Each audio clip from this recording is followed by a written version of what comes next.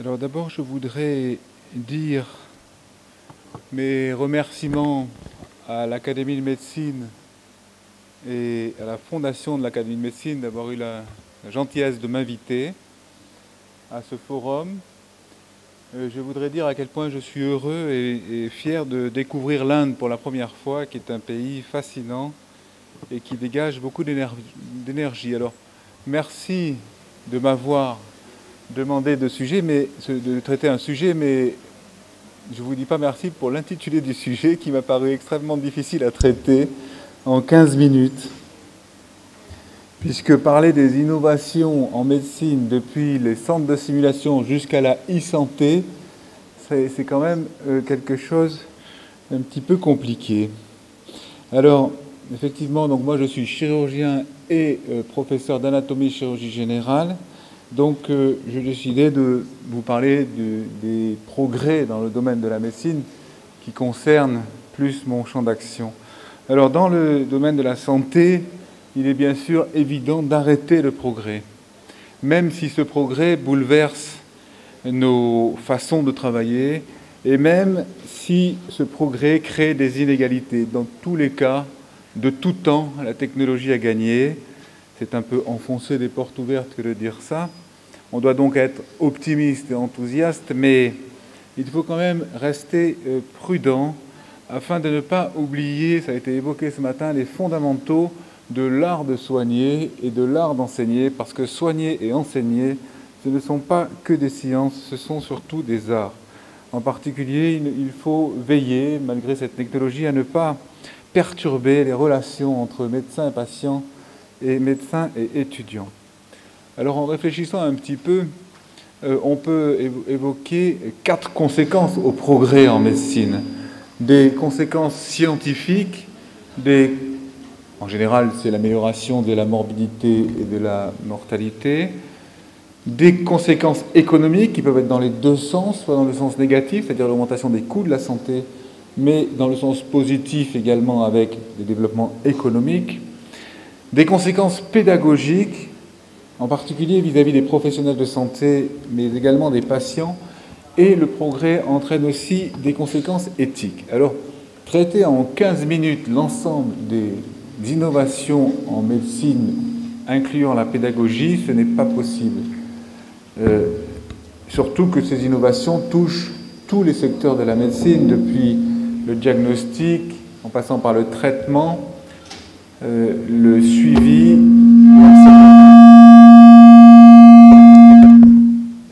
si vous voulez bien diminuer les aigus, merci. Le traitement, la prévention, merci.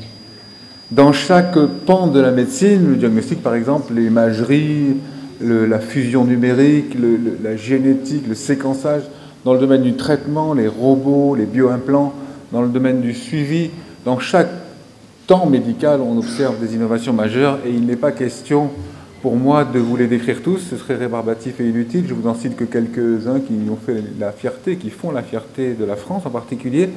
C'est cette extraordinaire aventure qui est le cœur implantable Carmat, mais également le robot, les prothèses, les exosquelettes, les bras artificiels. Bon, ça, ce sont pas des innovations françaises, mais c'est pour vous montrer quelques exemples très rapidement. Les robots appliqués à la pédopsychiatrie, on pourrait citer ces exemples. Et bien sûr, il y a l'immense champ des biotechnologies qui a été évoqué tout à l'heure avec la thérapie ciblée, les concepts de biopsie liquide, etc., etc. Il ne s'agit pas pour moi de faire l'énumération des progrès en médecine, surtout qu'on doit inclure la pédagogie. Donc j'ai un petit peu transformé l'intitulé de la conférence et ce n'est pas quelles sont les nouvelles technologies, mais comment faire avec les nouvelles technologies selon que l'on se place de l'angle d'un businessman, d'un médecin, d'un enseignant ou simplement d'un être humain. Alors j'ai choisi 2 exemples en essayant de discuter les progrès. Le problème qui touche tous les pays occidentaux et qui a déjà été évoqué, on en parlait tout à l'heure, en particulier lors de la conférence en Chine, c'était un sujet majeur, ça va devenir un sujet majeur pour la Chine, c'est-à-dire la télémédecine, les maisons intelligentes et comment faire pour que les sujets âgés puissent rester le plus longtemps à la maison. Et un deuxième sujet de pédagogie qui est l'imagerie numérique dans l'enseignement virtuel et les centres de simulation. Alors, la e-médecine au sens large, la prévention des problèmes de santé chez les sujets âgés, bien sûr, cette courbe, tout le monde la connaît, l'augmentation de l'expérience de vie dans les pays riches, on va dire, avec cette expérience de vie qui devient très importante. Et ce concept de maison intelligente qui est né devant ce constat. 6% des appartements, des maisons, des logements sont adaptés à la perte, seulement 6%, à la perte de l'autonomie. Le 15% de la population française, seulement 15%, pense qu'elle pourra faire face à son vieillissement et à sa dépendance, alors que 90% des citoyens aimeraient vieillir à la maison et non en institution. Alors, ce vieillissement entraîne un certain nombre de problèmes que des innovations peuvent prévenir. Les accidents domestiques, la perte d'autonomie, les troubles cognitifs ou l'isolement social.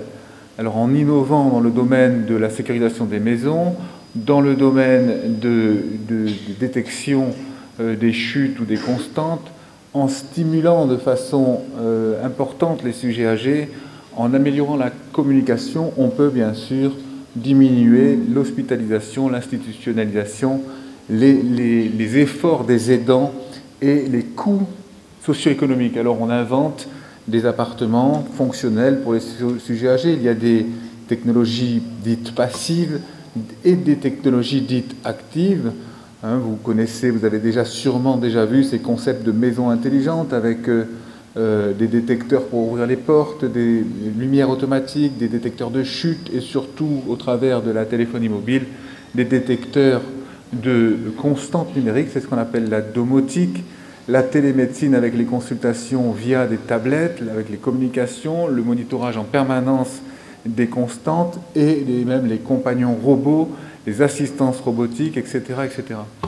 Alors tout ça est maintenant conceptualisé et les effets que l'on peut attendre de ces progrès sont bien sûr des effets en termes de morbimortalité, diminution de ces constantes, et il se mettent en place des associations scientifiques, en particulier entre la France et Singapour, des conglomérats scientifiques. Vous avez ici plusieurs écoles importantes et universités importantes françaises qui collaborent avec les pays étrangers, avec ce congrès en 2015, qui essaye de donner les premiers résultats scientifiques concrets de ces maisons intelligentes. Pour l'instant, pas de résultats encore spectaculaires, mais il s'agit bien sûr d'une étude qui va durer, une appréciation qui va durer plusieurs années. Alors les conséquences économiques, elles, sont bien réelles. Tout d'abord, vous le savez, l'augmentation des coûts de sécurité sociale en France constitue la dépense publique la plus importante, d'une part, mais on sait que lorsque l'on fait de la prévention collective, en particulier environnementale, l'hygiène de l'environnement, et que cette prévention augmente, eh bien on peut obtenir de façon significative une diminution des dépenses de santé. Alors c'est pour ça que, politiquement, les pouvoirs publics ont mis en place ce qu'on appelle le CNR, le Centre national de référence. C'est un centre national de référence pour la santé et l'innovation en autonomie qui regroupe 12 centres experts et 12 centres relais d'innovation sur le territoire national. C'est une idée qui a débuté en 2008 par le ministère de l'Industrie, et voici un petit peu le parcours de ce projet qui dépasse les clivages politiques, comme le plan cancer en France.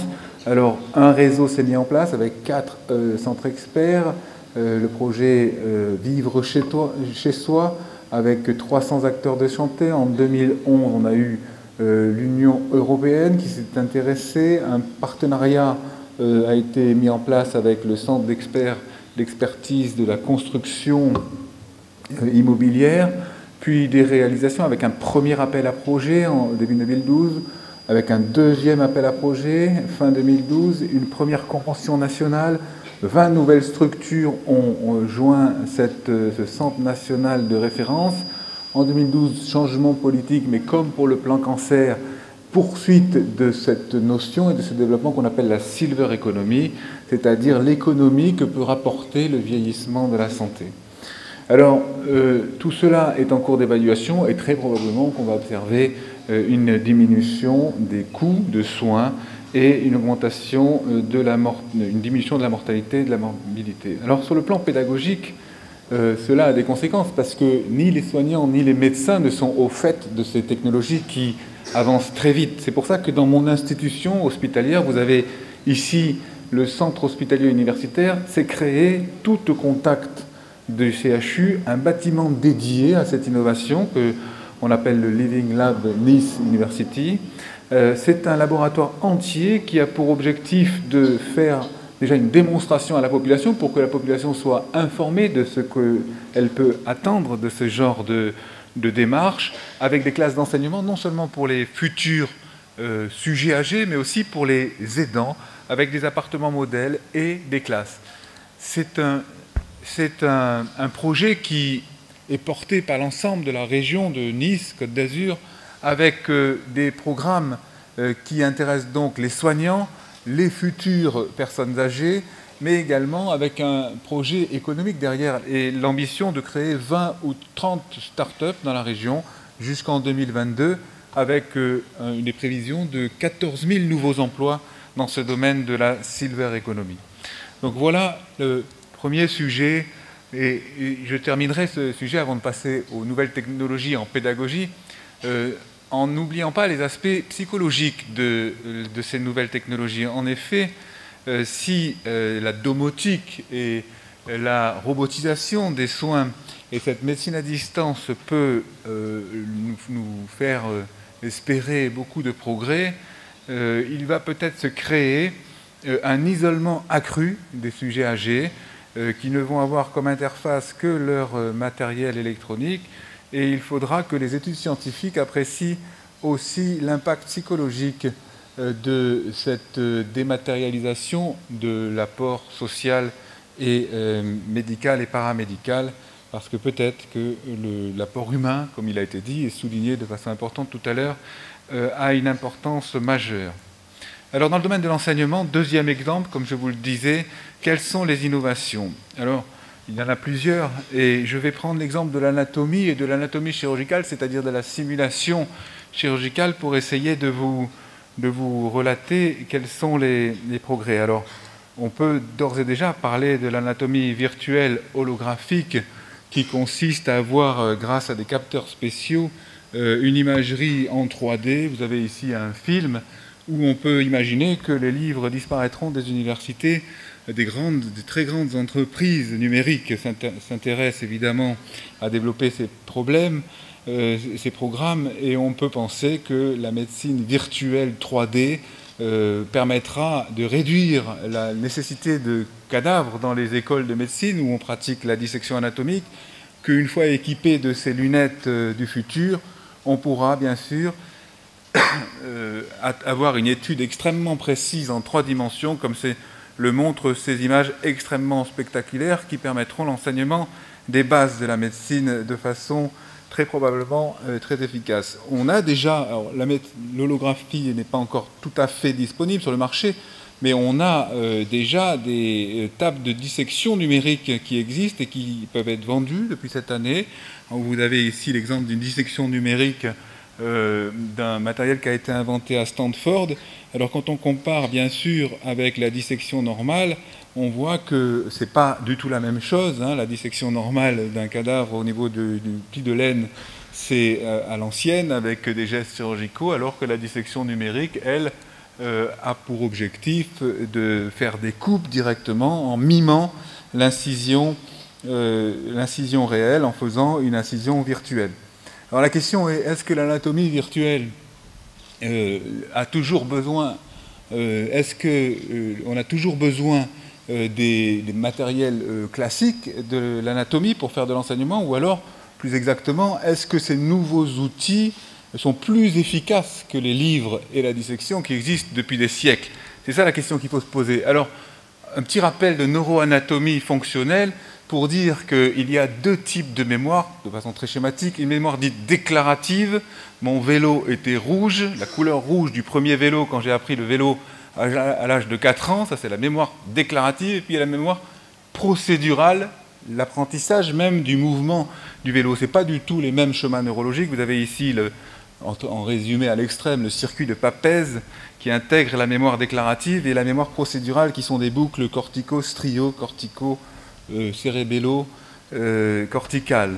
Alors, je vous fais ça parce que si on compare ce à quoi consiste l'enseignement traditionnel de l'anatomie avec l'enseignement moderne, on s'aperçoit que lorsqu'on demande à un étudiant de recréer les schémas que l'on fait bêtement avec une craie qui coûte pas cher, cet enseignement-là, on l'implique dans la construction et dans la compréhension du schéma, alors que lorsqu'on lui fait un enseignement virtuel holographique, on ne fait pas appel au même schéma d'intégration de la mémoire.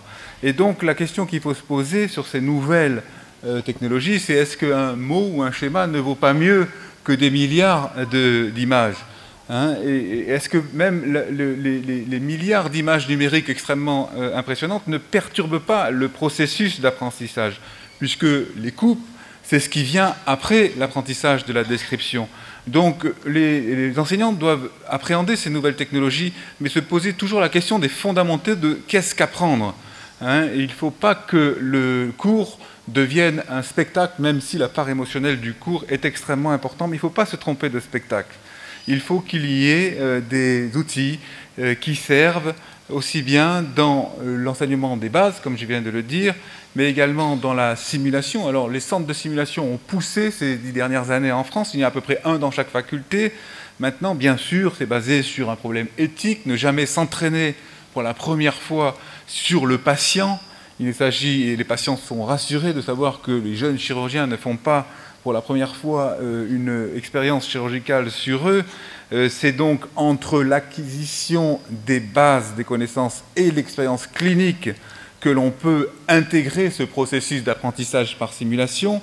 Certes, alors les centres de simulation se sont développés partout dans le monde avec une incitation essentiellement américaine, où tout ça a été organisé de façon administrative par l'American College of Surgeons en particulier. Alors on trouve des simulateurs, on va dire, pas chers pour faire l'apprentissage de gestes et techniques, et puis on trouve des simulateurs numériques très chers qui reproduisent des interventions chirurgicales en 3D avec retour de force. Donc la question, c'est toujours la même, c'est est-ce que cet apprentissage numérique, et on va voir ici une dissection de pli de laine sur un cadavre et ici une dissection numérique du pli de laine, est-ce que cette dissection numérique apporte plus que la dissection traditionnelle que l'on fait en anatomie? Alors vous avez à gauche une dissection où le jeune interne reproduit exactement, a été impliqué exactement dans l'apprentissage des gestes chirurgicaux, alors que dans la simulation numérique de la dissection numérique, eh bien, il s'agit d'images extraordinaires, mais il n'y a pas cet apprentissage procédural de coordination des gestes. Alors tout ça pour dire que, on l'a vu bien hier sur les communications portant sur la collaboration pédagogique entre, en particulier, les services parisiens et Pondichéry, dans l'apprentissage des techniques de cardiologie interventionnelle. La seule vraie façon d'apprendre, c'est le compagnonnage, on va dire, bienveillant. On peut apprendre de façon non bienveillante, mais il faut apprendre de façon bienveillante pour enseigner. Que dire en conclusion? C'est que cet apport technologique énorme, que je n'ai pas détaillé parce que 15 minutes ce n'est pas suffisant, ont plusieurs effets, donc des conséquences scientifiques, et il y a des grands penseurs, comme ici, M. Alexandre, un philosophe, qui nous prédit que les enfants nés au XXIe siècle vivront 1000 ans. Et il argumente son raisonnement, il ne s'agit pas de description ésotérique, il nous fait une espérance de vie qui monte en flèche, c'est sa conviction profonde, parce qu'on ne mesure pas l'intensité, selon lui, des apports technologiques. Il y en a d'autres qui nous font des scénarios catastrophes, en particulier les écologistes, qui pensent que tout va s'autodétruire, la Terre va sombrer dans le chaos, et puis il y a les plus sages qui pensent que ça va se stabiliser ou légèrement augmenter. Mais c'est toujours la question qui se cache derrière cela, à quoi cela sert de vivre? Est-ce que le but de la vie est de vivre, disait Paul Claudel? Et dans quelles conditions? Les conséquences économiques sont extrêmement importantes puisqu'elles sont mixtes, elles peuvent aller vers une augmentation extrêmement importante des coûts, mais il y a aussi des perspectives économiques de gains important avec cette fameuse silver economy qui fait rêver tous les gouvernements qui se succèdent. Les conséquences pédagogiques sont majeures aussi. Il faut peut-être brûler toutes les bibliothèques, il faut éradiquer les laboratoires de dissection des cadavres, mais ce n'est pas sûr du tout, parce que je vous rappelle que ce n'est pas assis dans son fauteuil en regardant le Tour de France qu'on apprend à faire du vélo. Donc il va falloir mettre en perspective toutes ces notions et faire en sorte de faire les bons choix avec la technologie qui grandit sans arrêt, puisque sinon le risque que les médecins ont, c'est que les patients se tournent vers les thérapies très alternatives. C'est un mouvement général, puisque dans ces thérapies alternatives, on s'occupe des patients, on les touche, on les palpe pendant longtemps. Et donc il va falloir se méfier de ne pas isoler trop les personnes âgées en faisant trop de technologie et savoir raison garder de façon à bien doser l'apport de cette technologie dans la pratique médicale. Je vous remercie de votre attention.